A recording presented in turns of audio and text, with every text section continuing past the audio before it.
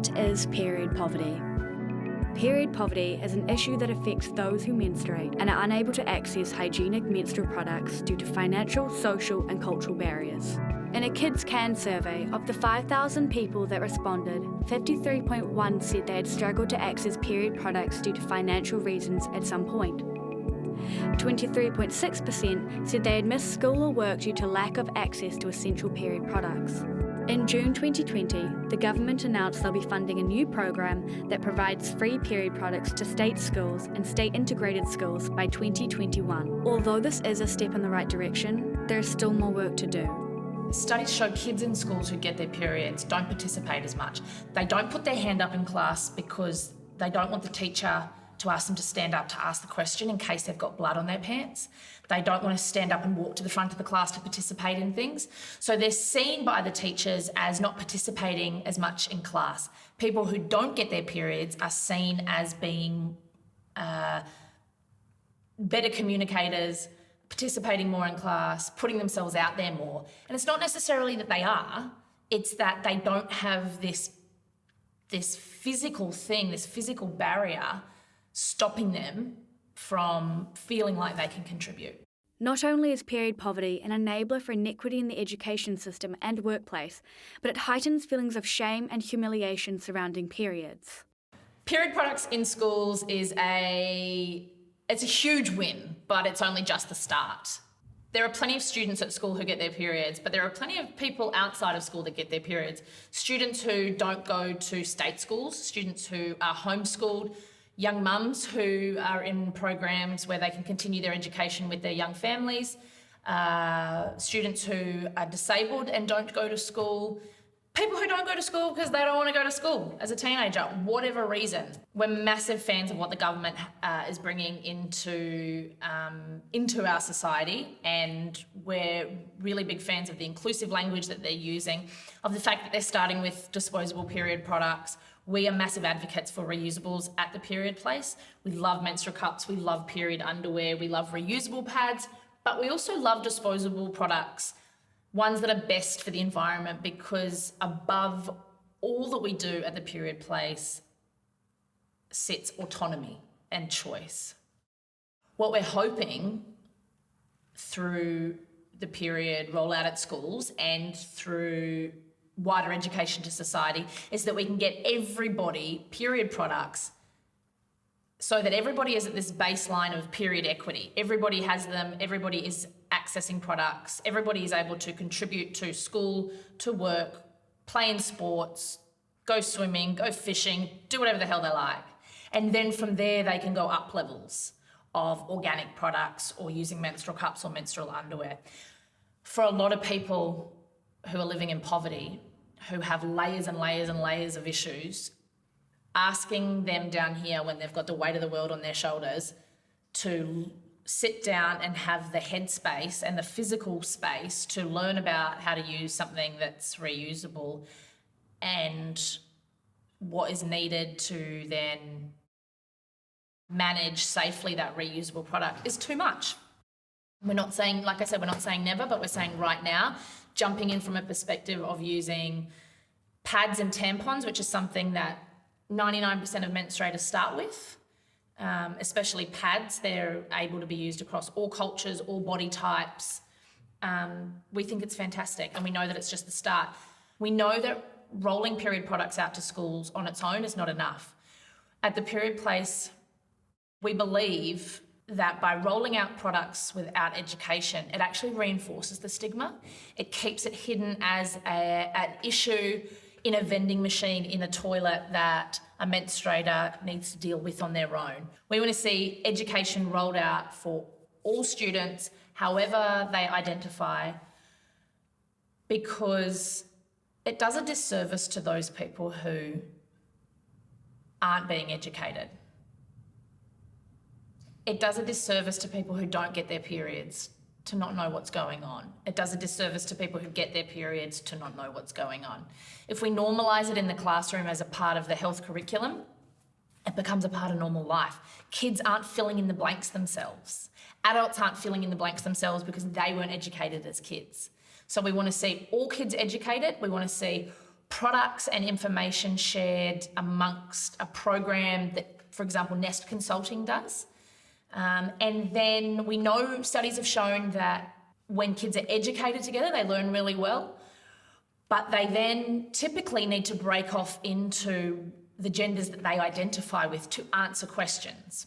The amount of times that I would go home during school hours, I'd get it, or, I wouldn't have the right products, I'd go home. And I feel like that was the case for a lot of girls. And to know that, you've got it right there at school, and for it to be free as well. I was talking to somebody just the other day about this, and I was like, I was at this situation, I was in the mall and I got it and I didn't have anything, and I was like literally going up to every female that came into the bathroom being like, hey, like, would you have like a tampon by any chance? And they were kind of like, oh, there's like, if you got like $1, there's like a gold coin. I'm like, I don't even have any gold coins on me. That's why I'm asking you. So, it was even the machines and things like that. They're great because they're there, but it's kind of like if you're in the situation and you're kind of shit out of luck, but having them at school, I reckon, is really great because it's the amount of, I remember growing up as well throughout teenage years, I didn't know like what products, if I wanted, the ones with applicators, no applicators, if I wanted to have pads, with wings, I don't know what is even going on. And my mum was the one that kind of helped me sort out kind of which kind of method I wanted to go for it. And having that in school and then having all the different kind of options for kids at school, I reckon that's just even better for them. So the Good Fund is Emily and I. So we started it last year. We were trying to work out how we can help people on a national scale and give them choice, basically. But the Good Fund basically helps any person that's menstruating in New Zealand access sustainable period products. Our cups last 8 to 10 years, and a person can save over $2,400. So that's just a period that's 5 days, regular changing of tampon. Like that's just a very regular period. So it can cost double that, or it can cost less than that. But that's your average, $2,400 every 10 years. So it's $240 a year, basically. And that could include paracetamol. It could include panty liners. It can include any of those sort of things. But that's the kind of an average. So there's a whole lot of variables that come in with periods. So often we see a lot of very vocal commenting on media posts around period poverty, and people don't believe that period poverty exists.